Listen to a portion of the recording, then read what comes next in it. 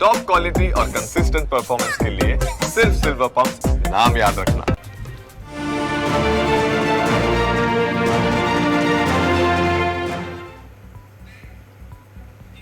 નમસ્કાર, સ્વાગત છે આપનું ન્યૂઝ કેપિટલમાં વિશેષ રજૂઆત સાથે હું છું જુહી ગાંધી।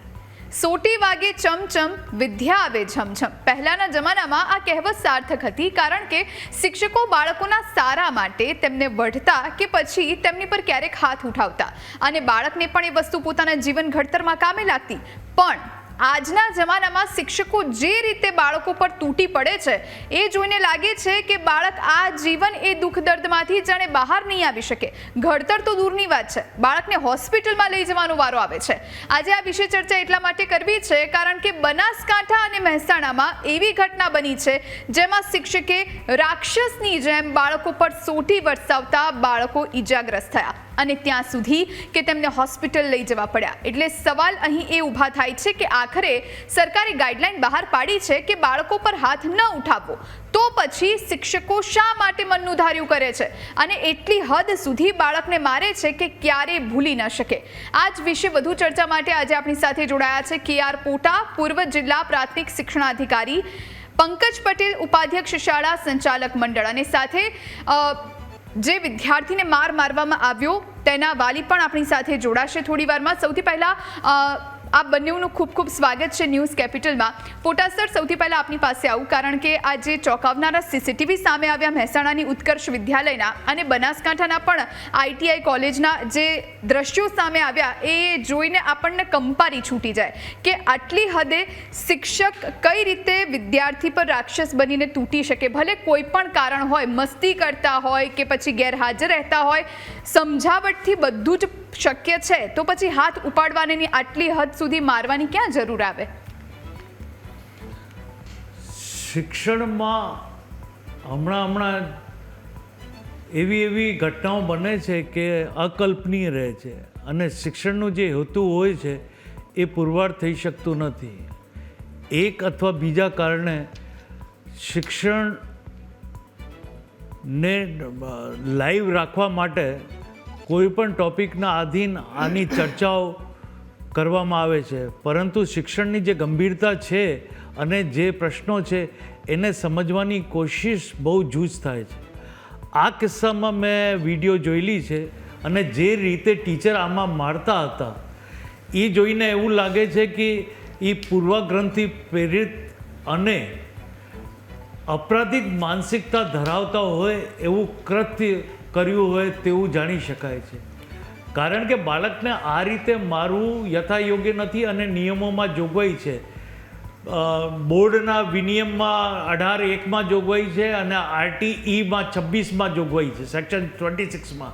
એવી જ રીતે ITIમાં પણ છે, કારણ કે મારવાનું તો પ્રતિબંધિત છે અને સુપ્રીમ કોર્ટ, હાઈકોર્ટમાં પણ આમાં કેસ આગળ વધ્યા છે અને એમાં પણ ડાયરેક્શન એ રીતના આપવામાં આવ્યા છે કે શારીરિક શિક્ષા આપવી નહીં। હવે જે રીતે માહોલ ક્રિએટ થાય છે એનાથી એવું લાગે છે કે જે ક્રિએટિવ કે કન્સ્ટ્રક્ટિવ કે રચનાત્મક માહોલ હોવો જોઈએ એની જગ્યાએ અન્યથા માહોલ જોવા મળે છે। હવે ટીચર કયા પ્રકારના સ્ટ્રેસમાં હોય અથવા બાળક દ્વારા કયા પ્રકારની ભૂલ થઈ હોય કે એને આ હદ સુધી જવું પડે, અને આ હદ સુધી જવું પડે એનો અર્થ એ કે શૈક્ષણિક રીતે અથવા પ્રશાસનિક રીતે શિક્ષક આ બાબત સમજાવવામાં, વિદ્યાર્થીને આ બાબત સમજાવવામાં નિષ્ફળ રહ્યા હોય તેવું જાણી શકાય છે।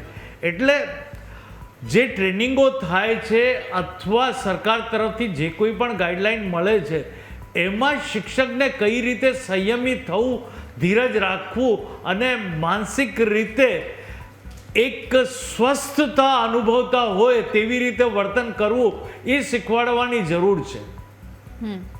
બિલકુલ, આપણી સાથે પીડિતના પિતા પણ જોડાયા છે। જે બાળક પર શિક્ષકે આ પ્રમાણે વર્તન કર્યું તેના પિતા પણ આપણી સાથે જોડાયા છે। સર, સ્વાગત છે આપનું ન્યૂઝ કેપિટલમાં।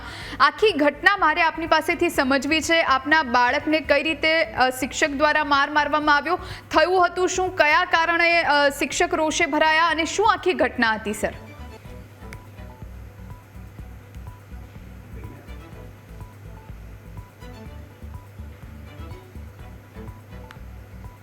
સર અવાજ મળે છે મારો?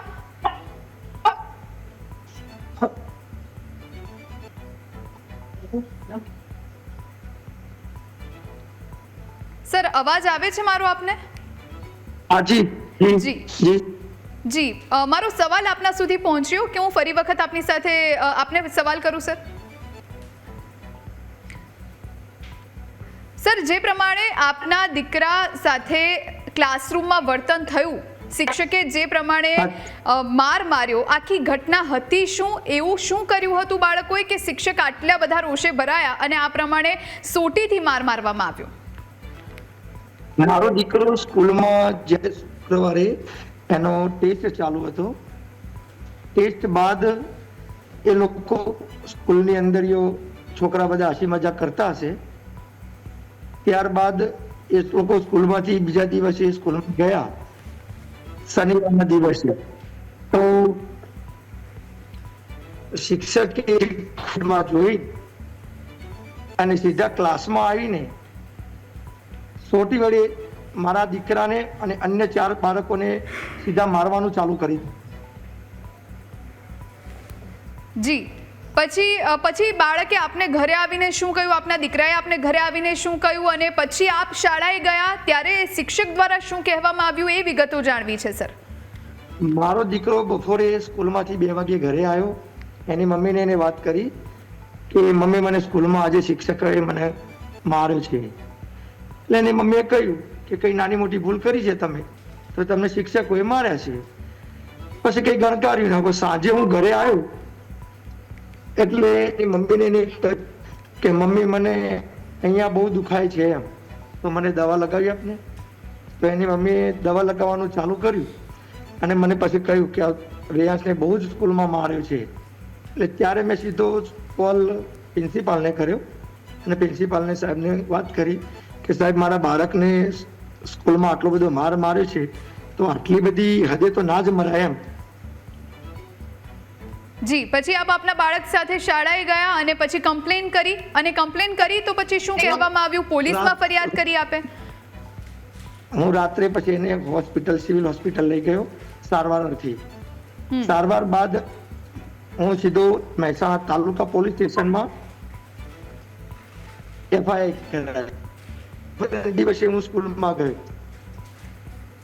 સોમવારના દિવસે સ્કૂલમાં ગયો. શનિવારે રાત્રે આ બીના બની હતી. સ્કૂલમાં જઈને પછી અમે સ્કૂલના સંચાલકો જે હતા એમને જઈને મળ્યો. એમને કહ્યું આટલું બધું મારા છોકરાને માર માર્યો છે, તમે મને સ્કૂલના CC ફૂટેજ આપો. એમને 3 થી 4 કલાક સ્કૂલમાં બેસાડી રાખ્યો. મારી જોડે વાતો કરી ગયા. મને છેલ્લે સીડી આપી 1 મિનિટની, પણ એમાં પૂરો વિડીયો મને નહોતો મળ્યો. એટલે મને સંતોષ નહોતો થયો. એટલે હું આજે પણ સ્કૂલમાં ગયો અને આજે સ્કૂલમાં જઈને અને આખી ટોટલી CC ફૂટેજના વિડીયો લીધા છે મેડમ. બિલકુલ, ત્યાં એ સીસીટીવીની અંદર જ્યારે અમારી પાસે પણ સીસીટીવી આવ્યા સર અને અમે પણ જોયા, એમાં બાકી એક મહિલા શિક્ષિકા કે એક કોઈ વ્યક્તિ જોવા મળી રહ્યા છે અને સાથે જે 2 શિક્ષકો છે એ જોવા મળી રહ્યા છે. અને એ પણ એ શિક્ષકને રોકી પણ નથી રહ્યા કે આ રીતે વર્તન ન કરો. એમને સમજાવટથી એમને રોકવા હોય, એમને શાંત પાડવા હોય તો સમજાવટથી આખો મુદ્દો શાંત પડી શકતો હતો. તેમ છતાં આ પ્રમાણે ક્રૂરતા આચરવામાં આવી. રાજીનામું આ શિક્ષકનું લઈ લેવામાં આવ્યું છે તેમ પણ ત્યાંના આચાર્ય દ્વારા કહેવામાં આવ્યું છે, શાળાના આચાર્ય દ્વારા કહેવામાં આવ્યું છે. એમાં કેટલી સત્યતા છે સર? અને આપને કેવી ઈચ્છા છે, કઈ રીતના પગલાં ભરાવવા જોઈએ? એ મેડમે જ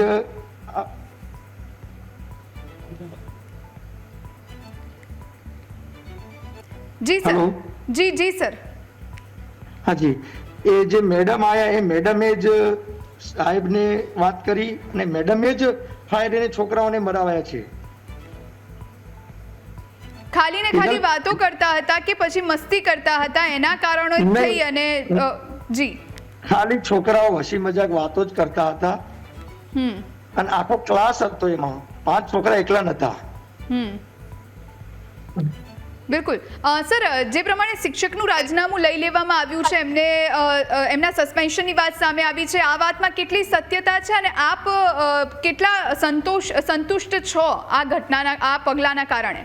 મેં આજે સ્કૂલમાં મેડમ કહ્યું કે મને જે શિક્ષકને રાજીનામું આપ્યું હોય એને મને એની જે ઝેરોક્સ હોય મને આપો. તો મને સ્કૂલમાંથી કંઈ આપવામાં આવ્યું નથી. મેં મૌખિક સાંભળ્યું છે કે એને રાજીનામું આપ્યું છે. મને કંઈ સંતોષ નથી, કારણ કે મારા બાળકને બહુ ઢોર માર માર્યો છે. એટલે આને કડકમાં કડક જે કાયદાકીય રીતે જે પણ સજા જો બનતી હોય એ થશે તો મને સંતોષ થશે. બિલકુલ સર, આ પહેલા પણ આ શિક્ષકો દ્વારા બાળકોને મારવામાં આવ્યા હોય એવી કોઈ ફરિયાદો આવી હતી ખરા? આ વિદ્યાર્થીઓ નહીં તો બીજા વિદ્યાર્થીઓ પર આ પ્રમાણે અમાનુષી અત્યાચાર થયા હોય એવું ખરા? અને સાથે સાથે પોલીસ કઈ રીતની કાર્યવાહી કરવાની છે, પોલીસ તરફથી કઈ રીતની બાંહેધરી આપને આપવામાં આવી છે એ જાણવું છે. આગળ તો મને ખ્યાલ નથી કોઈ પણ છોકરાને આવું કર્યું હોય, પણ મને તો મારા છોકરાને આટલું થયું એટલે મને જાણ થઈ એટલે મેં આ ઓપ્શન આગળ પકડ્યું છે. અને પોલીસમાં તો મેં FIR કરાઈ છે. પોલીસની રીતે તપાસ કરે છે. હજી મને આગળ કઈ માહિતી મળી નથી. બિલકુલ સર, આભાર આપનો, આપ અમારી સાથે જોડાયા એ માટે અને તમામ જે જાણકારી હતી આ કેસને લઈને અમારા સુધી પહોંચાડી એ માટે. આપણી સાથે અત્યારે પોટા સર જોડાયેલા છે અને સાથે સાથે પંકજ સર પણ જોડાયેલા છે. એમની સાથે ચર્ચાને આગળ વધારીએ. પંકજભાઈ, આપની પાસે આવું, કારણ કે આ જે ઘટના છે બનાસકાંઠા અને મહેસાણાના ઉત્કર્ષ વિદ્યાલયની આ ઘટના છે, સૌથી પહેલાં તો પ્રાથમિક દ્રષ્ટિએ જે CCTV દ્રશ્યો સામે આવે છે અને જે વિડીયો વાયરલ બને છે એ જોઈને જ આપણને એમ થઈ જાય કે શિક્ષાના ધામમાં શું થઈ રહ્યું છે. આપણે શિક્ષણ એટલે કે આપણા ગુરુને આપણે પૂજીએ છીએ અને પછી આ પ્રમાણે સોટી વરસાવે એ કઈ રીતે યોગ્ય છે સર? આ જે ઘટના છે મહેસાણાની અને સાથે ITIની પણ ઘટના બનેલી છે પટ્ટાથી મારવાની, બંને ઘટનાઓ ખૂબ જ નિંદનીય છે. કોઈ પણ સંજોગોમાં આવી ઘટનાઓ ઘટિત થવી ન જોઈએ. એની સામે કડકમાં કડક પગલાઓ લેવા જોઈએ. સેન્ટ્રલ ગવર્મેન્ટની ગાઈડલાઈન છે, રાજ્ય સરકારે પણ કાયદો બનાવેલો છે. ત્યારે હવે કોઈ પણ પ્રકારની શિક્ષા વિદ્યાર્થીઓને કરવાની હોતી નથી. આવા બનાવો ન બને એટલા માટે કડકમાં કડક કાયદાની જોગવાઈ હોવા છતાં પણ આવી ઘટનાઓ બનતી જાય છે. ત્યારે હવે આનાથી પણ કડક કાયદાઓ બનાવવાની જોગવાઈ હોવી જોઈએ એવું મારું સ્પષ્ટપણે માનવું છે. પહેલાં એવું હતું કે ભાઈ સોટી વાગે ચમચમ વિદ્યા આવે ધમધમ, એ જમાના ગયા. મેં 38 વર્ષ સર્વિસ કરી. MB પટેલ જ્ઞાનજ્યોત હાઈસ્કૂલ ઘાટલોડિયા, અમારા સંચાલક પણ અમે બધા સૌ સાથે રહી શિક્ષા કરતા હતા છોકરાઓને. પણ આ વીટીઓ પણ વળી ગયેલી છે. પણ હવે એવી બાબતો ધ્યાનમાં હવે એવું કરી શકાય નહીં. હાલ પણ એ છોકરાઓ મળે છે અમને અને એ કહે છે કે સાહેબ તમે અમને શિક્ષા કરતા હતા પણ એ પ્રેમથી કરતા હતા, અમારો વાંક ગુનો હોય તો કરતા હતા. હાલના તબક્કે પણ ઘણા વાલીઓ અમારી પાસે આવે છે સંસ્થામાં કે તમે અમારા વિદ્યાર્થીને શિક્ષા કરો. ત્યારે અમે કહીએ છીએ કે શિક્ષા નહીં, પ્રેમથી વિદ્યાર્થીઓને હવે સમજાવવાના છે. હાલની પ્રવર્તમાન પરિસ્થિતિને ધ્યાનમાં રાખી શિક્ષા સિવાયના પગલાઓ જે છે એ શિક્ષકે લેવા જોઈએ, મેનેજમેન્ટે લેવા જોઈએ. ઘણી બધી બાબતો એવી છે કે જે શિક્ષા વગર પણ સમજાવટ દ્વારા થઈ શકે એમ છે. એક વખત વિદ્યાર્થીને સમજાવીએ, બીજી વખત સમજાવીએ, એની લેસન ડાયરીમાં નોંધ કરીએ, સાથે સાથે એના વાલીને જાણ કરીએ.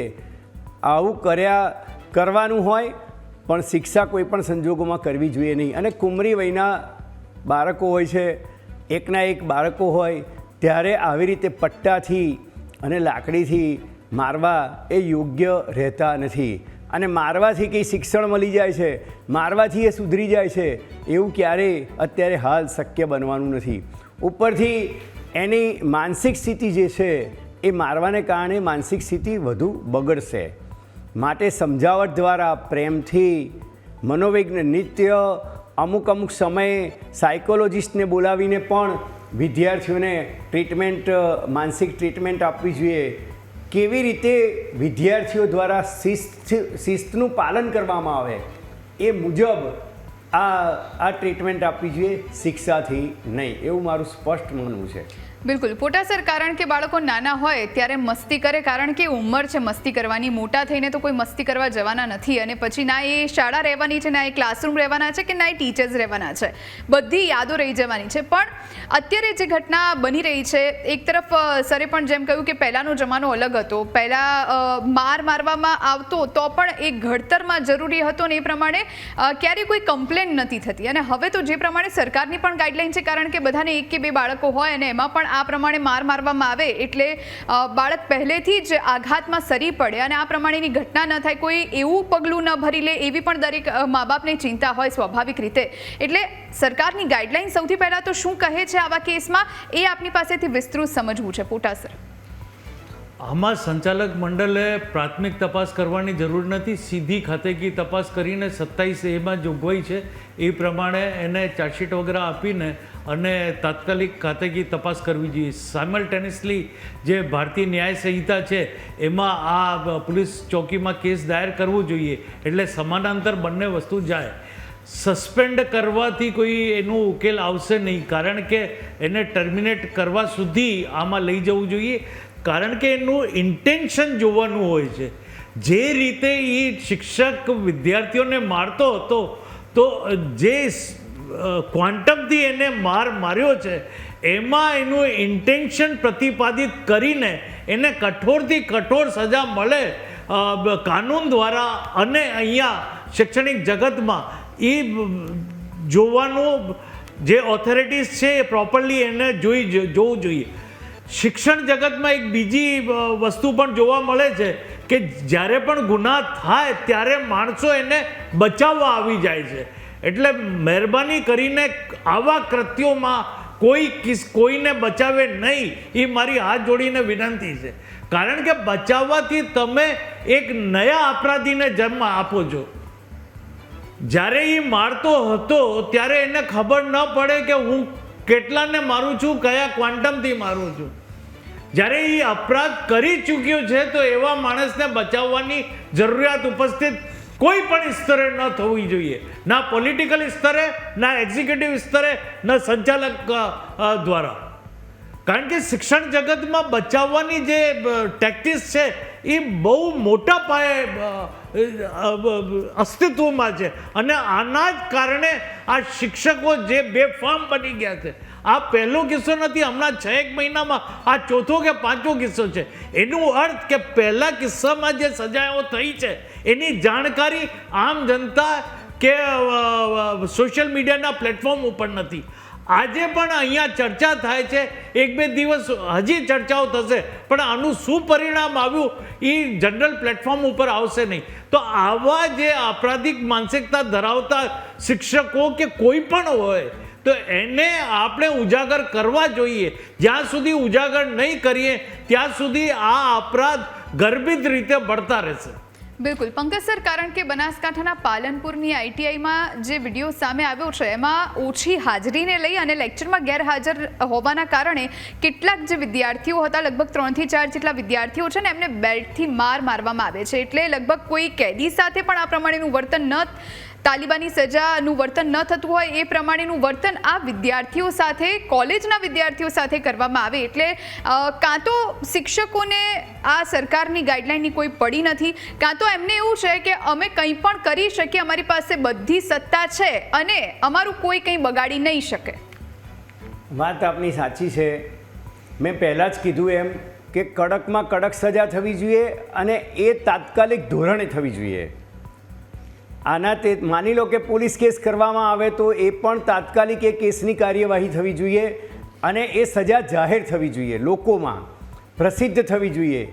જો એ પ્રસિદ્ધ થશે અને વધારે કડક સજા થશે, એ માણસને ટર્મિનેટ થાય, એ ટર્મિનેટ થયો હોય એને જાહેરમાં પ્રસ્થાપિત કરવું જોઈએ, એની ગેઝેટમાં પ્રસારિત કરવા જોઈએ કે જેથી કરી બીજા કોઈ આવું કરે નહીં. આજે હાજર નથી રહ્યો માટે એને પટ્ટાથી મારવામાં આવે તો એ કેટલા અંશે યોગ્ય છે. તમે એક વખત, બીજા ઘણા બધા છે એના નિયમો, પણ સજા સિવાયના પણ નિયમો છે, એનો તમે અમલ કરો ને, એના વાલીને જાણ કરો, નિયમોનો અમલ કરો, વારંવાર વિદ્યાર્થીને સમજાવો અને સમજાવટથી કામ લો. તો જ એનો ઉકેલ આવશે. માર એ કોઈ ઉકેલ નથી. ઉપરથી એની માનસિક સ્થિતિ બગડશે અને બીજું કૃત્ય કરવા માટે વિદ્યાર્થી પ્રેરાશે, એના માટે એ શિક્ષક જ જવાબદાર બનશે. માટે આવા લોકોને કોઈ પણ રીતે છાવરવા જોઈએ નહીં. અને અમારું રાજ્ય શાળા સંચાલક મહામંડળ પણ આવા કોઈ લોકોને આવા કૃત્યને છાવરતું નથી. આવા શિક્ષકોની સામે કડકમાં કડક પગલાઓ લેવા જોઈએ, અમારું સ્પષ્ટ માનવું છે એવું. બિલકુલ. પોટા સર, બાળકની માનસિકતાની વાત થઈ રહી છે, તો બાળકના કુમળા માનસ પર આ બધી ઘટના એની સાથે જે ઘટતી હોય એની કેટલી હદ સુધીની અસર થાય અને એના જે વિચારો છે, એનું જે વર્તન છે, એમાં કઈ રીતના પ્રોબ્લેમ્સ ક્રિએટ થઈ શકે, લાંબા ગાળા માટે એના માનસપટ પર આ બધી ઘટનાઓ અંકિત થઈ જતી હોય છે, એટલે એના વિચાર અને વ્યવહાર પર કઈ રીતની અસર થઈ શકે?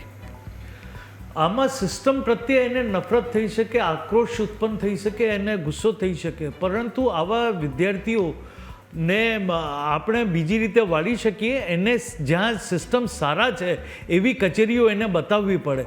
અને હું એવું માનું છું કે જ્યારે આવી ઘટનાઓ બનતી હોય ત્યારે સરકારે એવું પરિપત્ર કરવું જોઈએ કે જ્યાં સિસ્ટમ સારી રીતે ચાલતું હોય, જ્યાં સારા માનવ સંસાધન હોય, એવી કચેરીઓની મુલાકાત આ વિદ્યાર્થીઓ દ્વારા કરવામાં આવે તો જે માનસ એ લોકોનું અધરવાઇઝ ડેવલપ થાય એના કરતાં સિસ્ટમ પ્રત્યે એમની રુચિ અને આદર વધી શકે એવું મારું માનવું છે.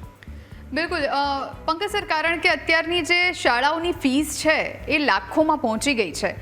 50,000 ફી તો હવે કદાચ સાવ નોમિનલ થઈ ગઈ છે. એટલે એક તો વાલી બાળકને સારામાં સારી શાળામાં મૂકે, આ સાથે તમામ એમની એક્સ્ટ્રા કરિક્યુલર એક્ટિવિટીઝથી લઈ અને બધી જ વસ્તુના એક્સ્ટ્રા રૂપિયા ભરે, અને પછી તેમ છતાં તેમના બાળકને આ પ્રમાણે ટોર્ચર થાય, એમનું બાળક આ રીતે માર ખાઈ અને પછી ઘરે આવે, એટલે કંઈ માર ખાવાના પૈસા તો નથી ભરતા, એટલે એમની ફરિયાદ પણ વ્યાજબી છે સર. ના, વાલીની ફરિયાદ યોગ્ય જ છે. અને ફરિયાદ ક્યાં અંદર દેખાય જ છે. સીસીટીવી ફૂટેજમાં બંને જગ્યાની ઘટનાઓ જે છે એ શિક્ષકના કૃત્યો જે છે એ દેખાય જ છે. પછી ફરિયાદનો કોઈ પ્રશ્ન રહેતો જ નથી. એ સીસીટીવીના આધારે સીધી જ એની સામે કાર્યવાહી થવી જોઈએ જે તે વ્યક્તિ સામે, અને કાર્યવાહી કરી એને તાત્કાલિક ટર્મિનેટ કરવા જોઈએ. ફરીથી એને બીજે ક્યાંય નોકરી ના મળે એવું થવું જોઈએ. આ વ્યવસાય એને છોડી દેવો પડે, એવામાં એવી સજા થવી જોઈએ એને. કોઈ પણ સંજોગોમાં આવું ચલાવી લેવામાં ના આવે.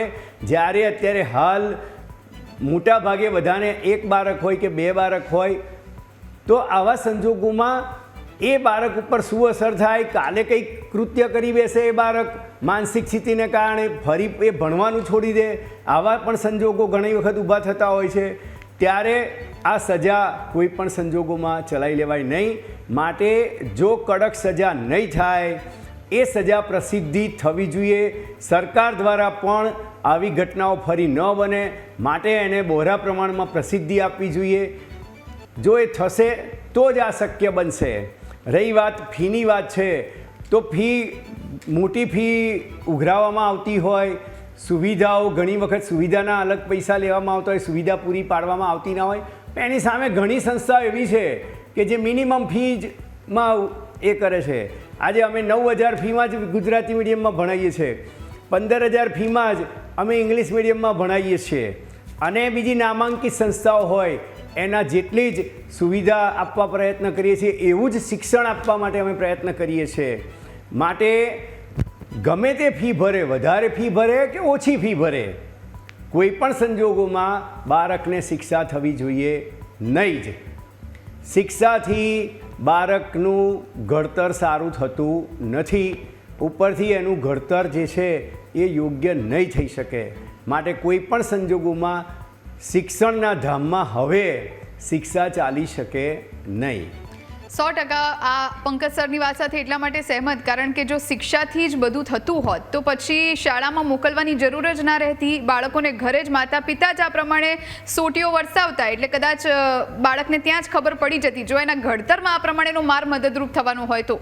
પોટા સર, આપની પાસેથી એ સમજવું છે કે કઈ રીતની સજા, કારણ કે કાયદો તો છે, સરકારની ગાઈડલાઈન તો છે, પણ એ કદાચ એની અમલવારીનો અભાવ છે, એના કારણે આ બધી જે શિક્ષકો દ્વારા આ પ્રવૃત્તિઓ થઈ રહી છે એનું રિપીટેશન થઈ રહ્યું છે. સર, સજામાં તો આ કિસ્સામાં જ્યાં સુધી હું માનું છું અને જે સાધનિક પુરાવા છે એના ઉપરથી એને ટર્મિનેશન સુધી લઈ જવું જોઈએ.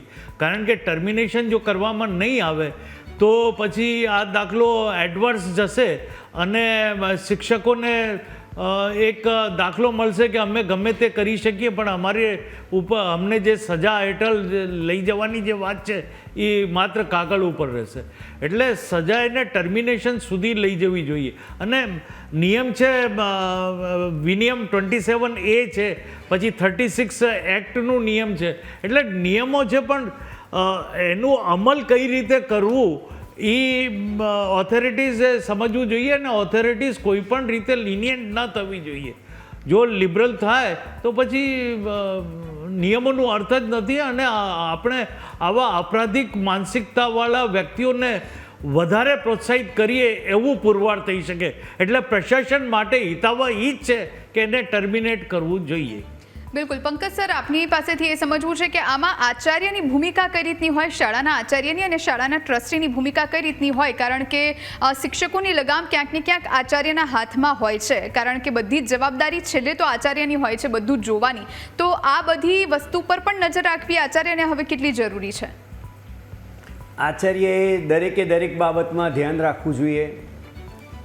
જ્યારે પણ આવી કોઈ ફરિયાદ મળે કોઈ પણ શિક્ષકની, તો આચાર્યએ એ શિક્ષકને નોટિસ આપવી જોઈએ. પહેલાં એને જણાવવું જોઈએ મૌખિક જણાવ્યા પછી પણ જો એ ન માને તો નોટિસ આપવી જોઈએ. એની સામે લીગલી વિનિયમની જોગવાઈઓ છે એ જોગવાઈઓ અનુસાર કામ કરવું જોઈએ. ઘણા શિક્ષકો એવા હોય છે જેની માનસિક સ્થિતિ યોગ્ય ન હોય તો પણ એની અસર પણ ક્લાસરૂમ ઉપર પડતી હોય છે. ત્યારે એવા શિક્ષકોને પણ આચાર્યશ્રીએ સમજાવટ દ્વારા કામ લઈ કોઈ પણ સંજોગોમાં વિદ્યાર્થીને સજા ન કરવી, અને છતાં પણ જો એ ન માને સમજો તો મેનેજમેન્ટ દ્વારા એ શિક્ષક સામે કાર્યવાહી કરાવવી જોઈએ. આવું અમારું સ્પષ્ટ માનવું છે. મેં પહેલાં જ કીધું એમ કે હવે શિક્ષાના જમાના ગયા, સમજાવટના જમાનો આવ્યો છે. હવે સમજાવટ દ્વારા પ્રેમથી વિદ્યાર્થીને અને અલગ અલગ જે પ્રવૃત્તિઓ છે એના દ્વારા વિદ્યાર્થીને સમજાવી અને એનો જે કોઈ ગુનો હોય, વારંવારની એની જે પ્રવૃત્તિ હોય એ સુધારવા માટેના પ્રયત્ન કરવા જોઈએ. માર એનો કોઈ ઉકેલ નથી. માટે કોઈ પણ સંજોગોમાં શિક્ષા થવી જોઈએ નહીં જ. બિલકુલ. પંકજ સર અને પોટા સર, આપ બંને અમારી સાથે જોડાયા અને આ ચર્ચામાં ભાગ લીધો એ બદલ આપ બંનેનો ખૂબ ખૂબ આભાર. Thank you so much sir. આ સાથે આ વિશેષ રજૂઆતમાં અત્યારે બસ આટલું જ. તમામ મહત્વના સમાચારો માટે આપ અમારા તમામ સોશિયલ મીડિયા પ્લેટફોર્મ્સ પર અમને ફોલો કરી શકો છો. રજા આપશો. નમસ્કાર.